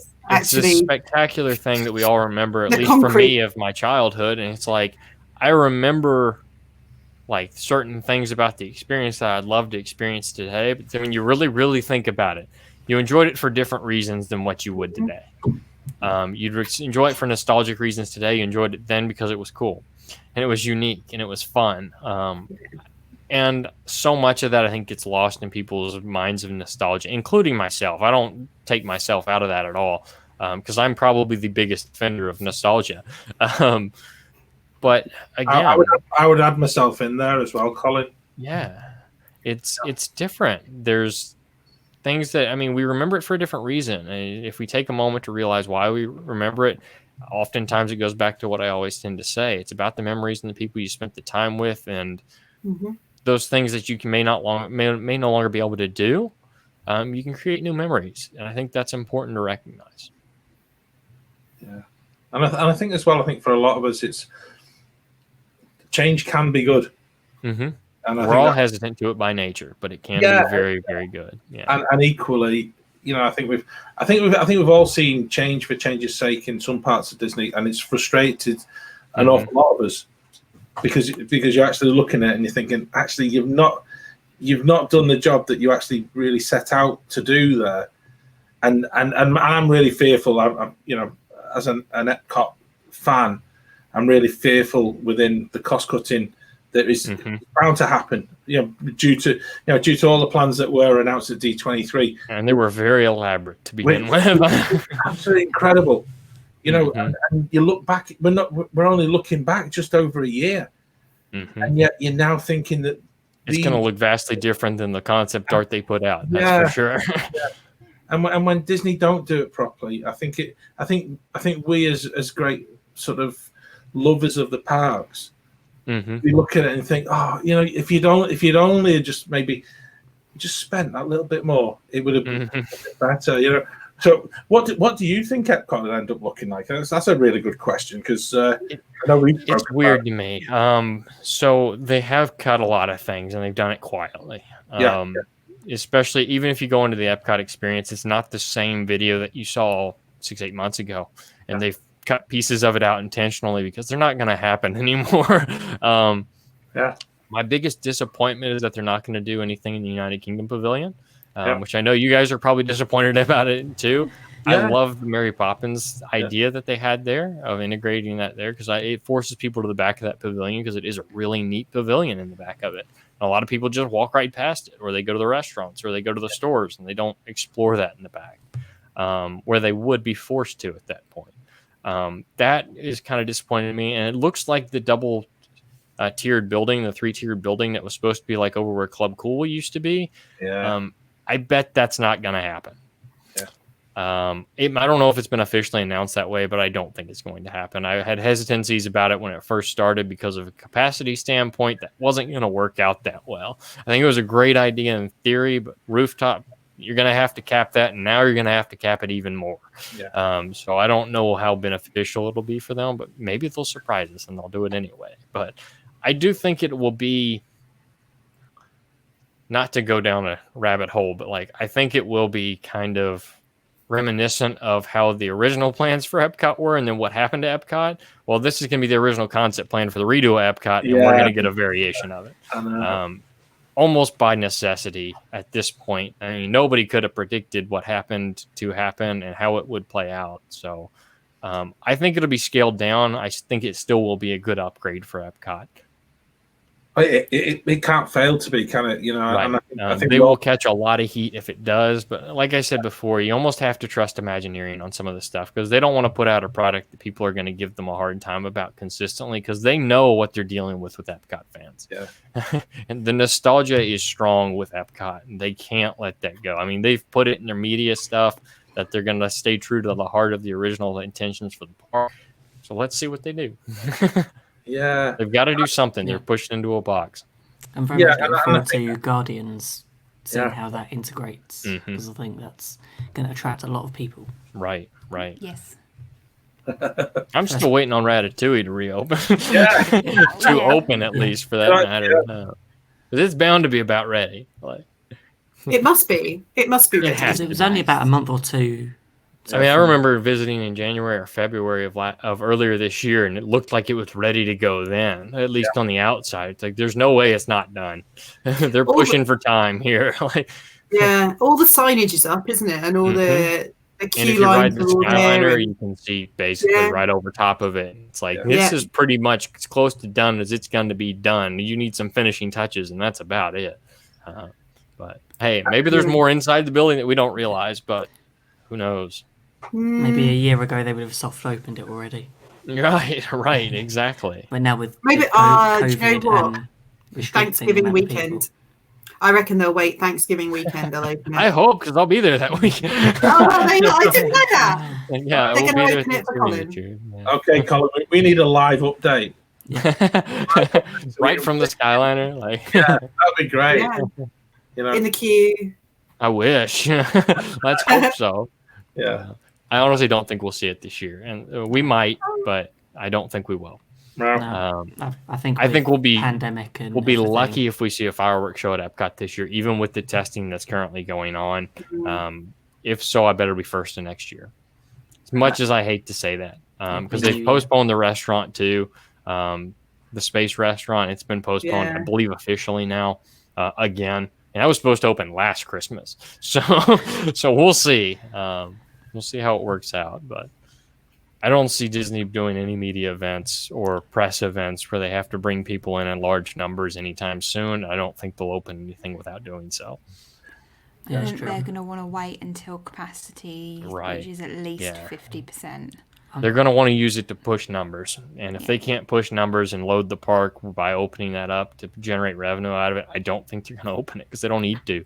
I'm wondering whether they'll do it when FastPass makes a return. Maybe. Because that might be a way of them being able to manage. Unless they do it via virtual queue like they do in Rise of the Resistance. But there's a single rider line for Ratatouille anyway. Yeah. So is there? Mm-hmm. Yeah. Is there in the? It's no quicker though. Yes. Yes, there is, because if you look at the pictures, there's it's exactly the same as in Paris. So you've got your normal. That's what Carlos was standby. saying. He was impressed by the one in Paris. He's just excited that it's going to be here. He's like, but it's not that intriguing for me because I've already ridden it. Yeah, this is it. We've ridden it. Yeah, I've ridden it many times, and it loads. It's a 3-3 load, so actually single rider is quite good. And quite often my son and I will go in the single rider, and we will end up in the same vehicle. Yeah, just kind of end up the odd one out on each end. Yeah. We've done that. And one time, saves you a lot of time. The people that were in with us, swapped and ran. You sat. Their little one was sitting in the row behind and didn't see, so we worked out. There you go. Yeah, so it's a 3-3 load. It's actually quite good for a single rider line. Nice. Top tip there. Yeah, I was going to say that's a handy single rider. You've got from us there, Colin. You know, get it written down, and it's like fast track. That's one for free. Yeah. Have you got any questions for us, Colin? Because we've asked you loads. No, it's fun. I'm used to it. Remember, I work with Carlos and Jason. I mean, what do you expect? No, I mean, as always, it's always a conversational thing for me to experience what you guys do as far as traveling so far to the parks. I mean, how long does it realistically take you all on air travel to get to Orlando? It's about a 9.5-hour flight. So it's about the equivalent of if I drove to Walt Disney World. Yeah, that's kind of how it ends up being, but it's mostly on air. Well, obviously, all on air travel. That's always intriguing to me because it is a different. Yeah, it's a different time commitment for you all than it is for us. I mean, I've always heard that most people from the UK tend to do 2-week stays or longer just because it's harder to get there. I don't think I've ever done a 2-week stay at Walt Disney World, at least not for the same thing for an extended amount of time. Yeah. I think we also get a lot more holiday. Really? Shortest 8 days? 8 days. It's our shortest. See, I've literally done weekend trips to Florida, like 2 days, turn around, jump on a plane, go back, get those $89 flights, and we are set. So I think it's a different time commitment for sure. Yeah, and one of the things for us is we get more holiday from work, so we get a lot more days off. I didn't know that. Yeah, so that helps substantially. I work in the health service in the NHS, and I get 33 days plus bank holidays, so I get 40. That helps a lot. Yeah, 41 days a year, which is that's quite a healthy holiday commitment. So 2 weeks is possible, and I know you guys don't get anything like that. I'm sure that. See, I have a little bit more greater flexibility than most in the United States because I do work from home and I can kind of work from everywhere by default. Not just now, but like forever. I am a remote worker because they're based out of California. I'm in Kentucky, but for me, it kind of works out nicely because of a result of that. And obviously with Jason, a Disney fan, he's good to me on that kind of things, and works around it, which is nice. So like I can work during the day down there with Jason, and then we can go to the parks that night. So it works kind of nicely. It's kind of the perfect arrangement, and that's kind of how we ended up doing what we did after that conference. So it all kind of comes full circle. Yeah. For us, we can get to Paris for a weekend. For Ben and Becca actually only live like 20 minutes away from me. John is at the other end of the country. I'm up north. We don't talk about the north. We don't talk about the north of the country. But for us, if I was to jump in the car now, I could be in Disneyland Paris in like 3.5 hours. Oh, that's not bad at all. That's like me driving to Tennessee. Yeah. And if I was to drive to Claire's, I'd be at Claire's in about 5.5 hours. Yeah, it's quicker for me to get to Disneyland Paris than to get to John's house. I always forget that it's kind of easier for you guys to travel across country than it is for us because you can drive, sort of. Yeah. Here, I mean, if I drove to the West Coast, it'd be 26 hours probably. Wow. It's crazy because I mean, you have to stop. Jason drove it from California to Florida, 2 days, I believe. I don't know how he did it. No, I don't think I could do it in less than 3. That's maybe one of those ones best not to ask, isn't it? Like, Exactly. Let's not go there. Just keep it yourself. Only time. That's why it's so hard for me to get to California. I mean, it doesn't seem like it on a map, but there's no easy way to get from Kentucky to California.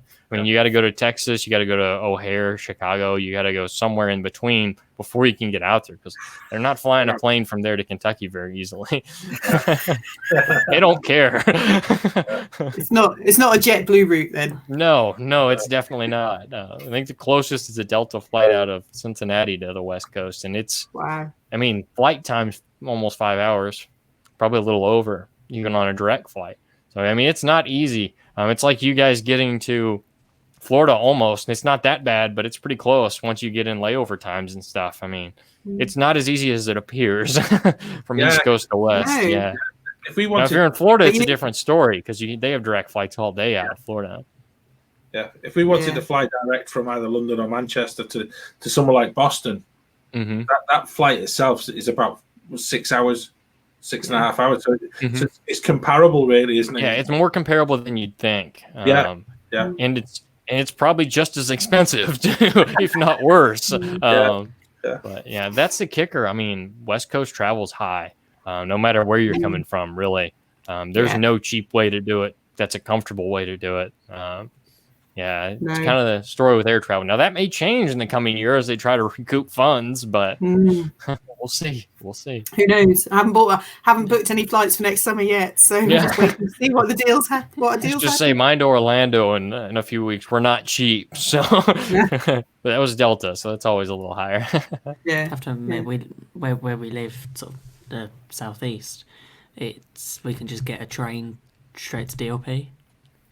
That's nice. Normally about 2. That's a pretty comfortable ride too, isn't it? Yeah. Oh yeah, it's great. I mean, the train station's a walk from Bed and Becca's house, or it's like 15-minute drive for me. We don't have any of that in the United States. They're working on it in Florida to try to have kind of a light rail type system. We don't have any of that. I mean, there's nothing that I know of that runs north-south that's even remotely affordable compared to air travel. So that's an awesome benefit. And it is really comfortable because the train station at Disneyland Paris is right there. Yeah. You Right arrive, step. you drop your bag at the station, they take it to the hotel. Yeah, you don't have to deal with air sickness or any of that kind of stuff. So, I mean, it's always a win-win. That's nice. That's very nice. And actually, gone. I was just saying the best thing is the Wi-Fi. Just you go. Free Wi-Fi.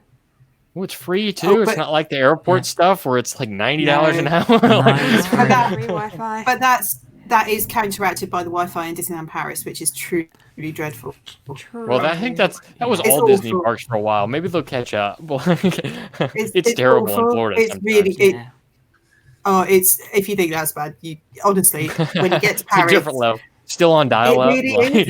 I think it is. Yeah, you hear that tone in the background. Yeah, I would say that's when you just flip it off, go straight to the data, especially with new iPhones, 5G. I mean, here we go. Yeah. Oh, who needs Wi-Fi? It is bad. And the thing that kills us when we're coming over to the States is the immigration. You know, actually, for some people, just standing in the immigration queue at MCO can be 3-4 hours. I've seen it. It's terrible. Yeah, after a 9-hour flight, that's not what you want. No, and it's annoying because you're standing in an airport 10 minutes from your destination. Like, well, not that close, but close enough. You know what I mean? Like, I mean, as a family, preferentially, we fly to Tampa just because it's actually quicker to fly to Tampa and then drive back to Orlando than it is to wait in the queue for immigration. And it's a much nicer airport. Nobody shouts at you at Tampa. Which is Orlando's notorious for being mean. That's even for us. TSA is not kind there. No, whereas in Tampa they're really nice. Of roses anywhere else, but we've been quite lucky at MCO. Really? I've been getting flagged more times than I can count at MCO. Our first time felt like about 2 hours. But after that, when the kiosks went in, it was about 10 minutes. They flagged me for something camera related every single time. Every battery. Show me your batteries. Exactly. Show me it all. Show me it all. Yes, the batteries. It's strange that because we've actually only ever flown direct from the UK into Orlando once. Really? And every other time we've gone indirect either to Miami, JFK, Chicago, Atlanta. And it is, but actually it works because you end up saving. Once you actually arrive and get through immigration quite quickly in the likes of Atlanta, you actually get some food. And so you manage to have a meal as a family, and then you sort of bump down to Orlando, then you get your car, you're into the hotel, and you've not got that sort of late night kind of search. Yeah, which is much better because some flights, even domestic here, I mean, they'll leave at like 6 or 7 o'clock. You go to Atlanta, and then you stay in Atlanta for 3 hours. You get into Orlando at midnight. It's like, really? Yeah. I've flown 2.5 hours today, and I'm still getting in at midnight. Yeah. And I don't know. It works. It works for different people, and it works. Mm-hmm. We've always been very cost. Oh, same here. If I can save money, I'm going to do it. Yeah. And it's always worked for us. And when we had very young children, it worked perfectly because, to be honest, having young kids on a flight for 9 hours, if you could split that into 2 sort of sectors that were a little bit more manageable, it worked. It helps a lot. Yeah, it helps a lot. Yeah. Mm-hmm. I have to say, there are airports that I don't particularly like. So Miami is one that I can't bear. I've never flown into Miami. I've actually never been much south of Orlando in recent years. But no, I don't have a desire to deal with that airport. No, really. See, I've. You've had a good experience, haven't you? Apart from 10 years ago. 10 years ago, my bag got left back in Heathrow. Oh, no. Went on a holiday all of its own for 14 days. And thankfully, we were there for over 3 weeks, but 14 days waiting for a bag turning up was not That's good. when you're headed to the outlet mall when you get to Orlando. I need some clothes. Yeah, and American Airlines were paying. Yeah, exactly.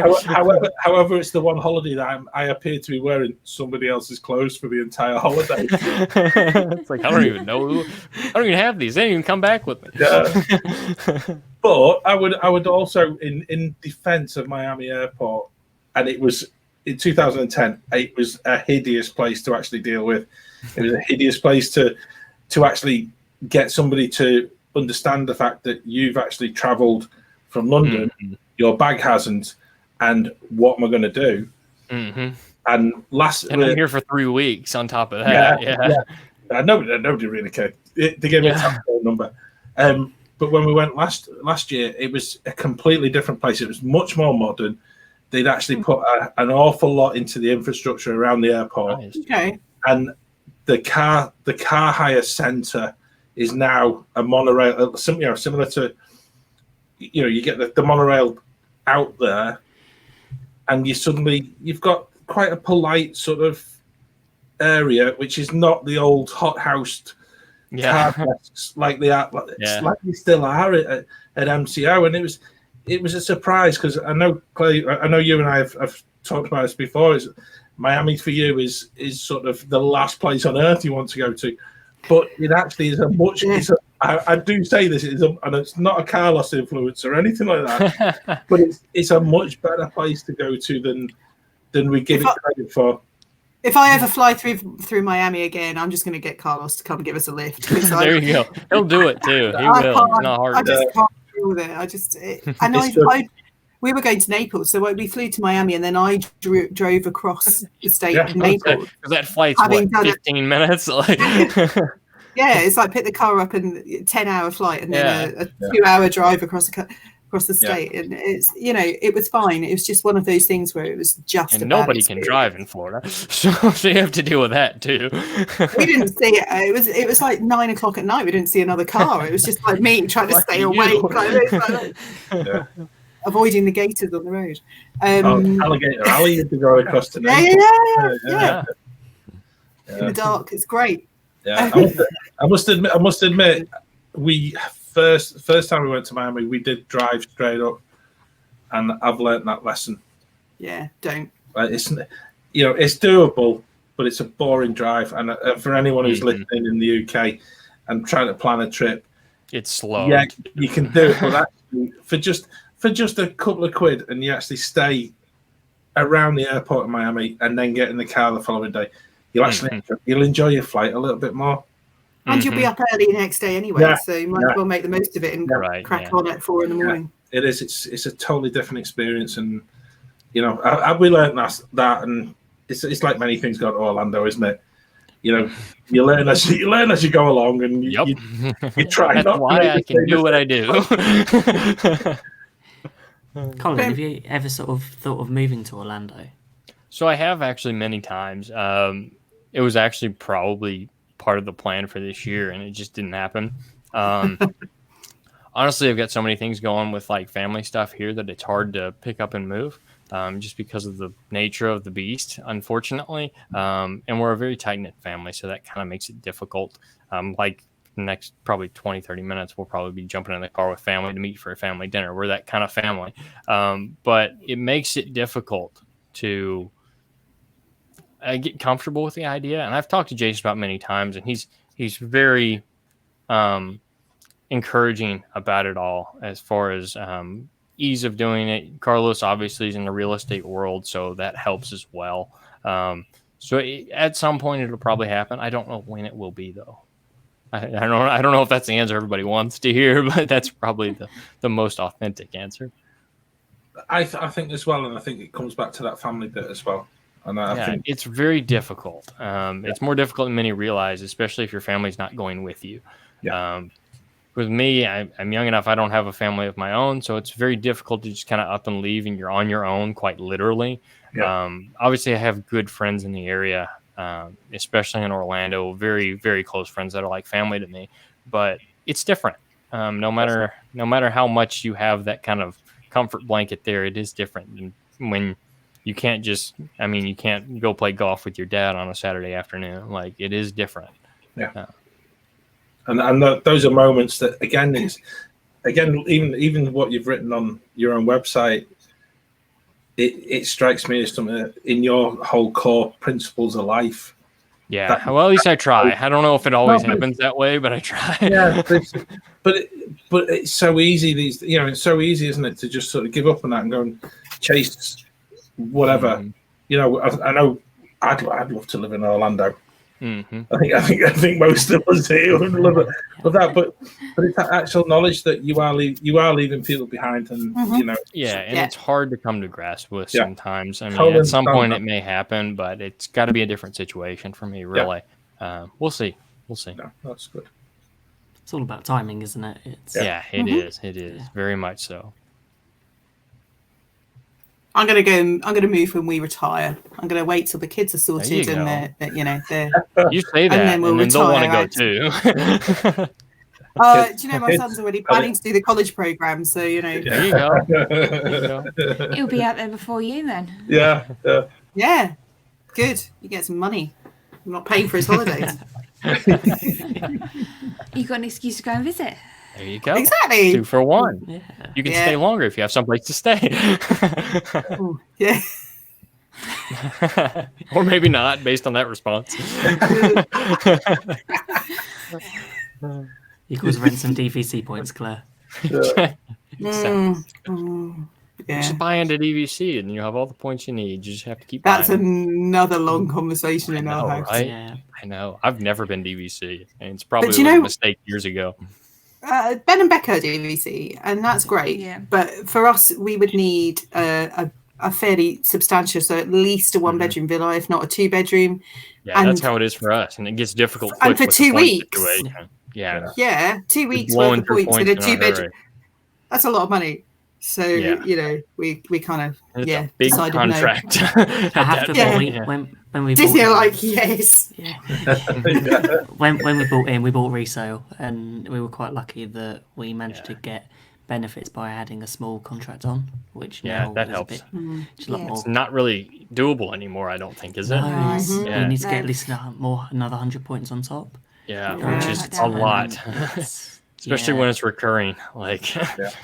And we were quite lucky with what we got. We had a reasonable exchange rate at the time when we bought, and we've got enough points for about 2 weeks, just under 2 weeks a year.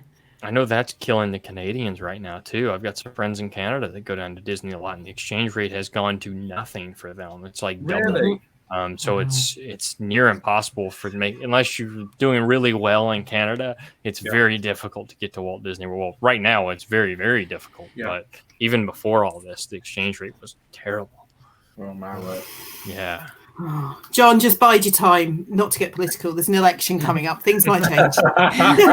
I'm hoping.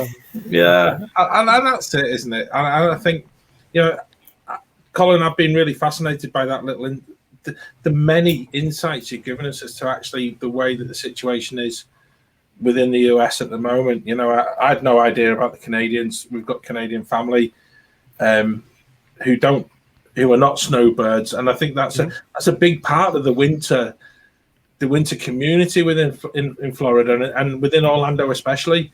The snowbirds that come down. Yeah, even stateside. I mean, even down to Orlando from like Kentucky and New York and all those places. I mean, there's a big mass migration from year to year sometimes. Yeah, absolutely. Don't know how much of that's happening this year. Yeah, and that's sad because actually it impacts on the infrastructure that we know and love within Orlando as well. And aggressively, especially the culture as a whole down there. It's just so tourist driven. They're struggling in a lot of ways. People have given them a lot of crap for reopening stuff, but at some point, I mean, if it's your industry, you kind of you're forced into a box. You reopen or you don't survive, and a lot of that kind of stuff in the tourism industry. I mean, you can only do so much, unfortunately. As terrible as that is to say, it is very, very difficult for some of those folks right now. Yeah, and I think we've repeatedly talked, and I continue to talk about it. And if any listeners listening to this and thinking I'm harping on again, but it's cast members that we've grown to know and love. It's probably villa owners that are really struggling, and we actually feel really helpless across on this side of the Atlantic. But I know that feeling, even being just where I am. But it's real people we're talking about, and real friends a lot of times. Yeah, that's exactly it. And our hearts totally go out to them, and it's one of those things everybody kind of saw it coming, but at the same time, it's one of those things you never expect to actually be a reality. At least not in an afternoon, and it made it very, very difficult for very, very many people. I think a lot of us was expecting when the pandemic hit for a month or two, and it would just bounce back, everything be back to normal by sort of summer. Yeah. That was what I was sitting in Disneyland 4 days before it closed, and none of us thought, hey, this is probably going to be like the flu this year. It'll be fine. We'll move on. Yeah. We went to the conference. We went to Disneyland. We flew home. The day we flew home, I don't know if it picked up on your radar and over there, but when there was a cruise ship quarantined in the San Francisco Bay. Yeah. We were sitting on the San Francisco Bay. I flew out the day they let the people off that ship. But it became real at that point when you start seeing the airports start to clear out. Atlanta is a very odd place right now. It's better than it was. Last time I flew through there, it was hard to find some place to eat because it wasn't open. So it's very odd. Domestic travel's just as strange, unfortunately. It's getting better. It's getting better day by day, but we'll see where it goes next.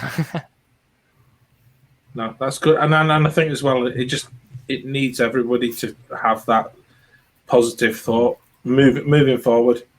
Yeah, we got to adapt. We got to move on. We got to develop what needs to be put in place to make it happen the way it needs to happen, and do so safely. And if you stay positive about it, better things tend to happen. So, it's all mindset at the end of the day. We have to. Definitely. Yeah. Positive thoughts. Oh yeah. Needs to be. Bit of Disney magic and pixie dust. It helps. So, Colin, thank you for joining us today. Happy to be here. It's been amazing to chat to you. I know that our listeners will want to follow you and enjoy your content. So where can they find you on social media? So basically, thanks for the opportunity for me to be able to share that as well. Thank you for that. And thanks for having me on. It was a lot of fun. I know I probably won't push you guys well over time, but it was a lot of fun. I enjoyed it quite a bit. But as far as finding me on social media, it's Guide4WDW almost everywhere. And the 4 is the number 4 rather than letters FOR. So anything there, Instagram, Facebook, the website itself is guide4wdw.com. And don't forget to join us on the After Hours show, as you guys tend to do every single week, and we really appreciate that. Thursday nights, 9 p.m. our time. What time is that for you all? Far 2 too late. a.m. Yeah, I would 2 say it's a.m. really 2 a.m. early in the morning. We're sorry about that. Hopefully, you guys catch it on the replay sometimes, so you don't have to stay up. But we appreciate it when you do. It's very nice to see you guys show up there and support us, and be a part of that community that we hope continues to grow, because it's a fun place to be, and we hope it's something that you guys enjoy being a part of as well. But yeah, that's basically me. I've got a few things coming in the future. Hopefully, some things that you all might be able to join in on as far as timing goes. But that's about all I can say at this point, 'cause I don't entirely know myself what I'm going to be doing soon. So. But I am working on a few things, so hopefully we can work that out in one way or another, so you guys can be a part of it on the other side of the pond there as well. Yeah, brilliant. Sounds good. Great. So thank you to all of our listeners for listening to us waffle. As always, you can find us on Facebook, Twitter and Instagram at GB Mickey Waffle, and on our YouTube channel, it's The Great British Mickey Waffle. You can also get in touch with us by email using themickeywaffle@gmail.com. If you're listening for the first time, then don't forget to hit the subscribe button on your podcast app so that you don't miss out on any of the fun stuff we have coming up. Waffle on! Waffle on. Waffle on.